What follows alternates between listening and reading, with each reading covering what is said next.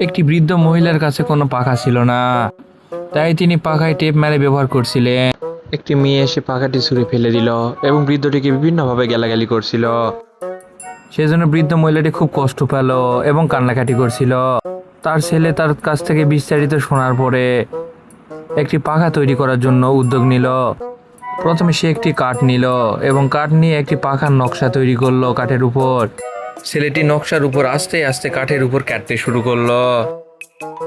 ধারালো ছুরিটা দিয়ে খুব সুন্দরভাবে পাহাড় পর্বত অঙ্কন করছিল। সে পাখা তৈরি করতে করতে একটা ফুল দেখছিল এবং পাখা তৈরি করছিল। তারপর পাখার উপর ড্রিল করে সুন্দরভাবে একটা আর্ট তৈরি করছিল এবং পাখার উপর পাহাড় পর্বত নির্মাণ করছিল। তারপর ড্রিল মেশিন দিয়ে হাতল তৈরি করলো এবং পলিশ করলো।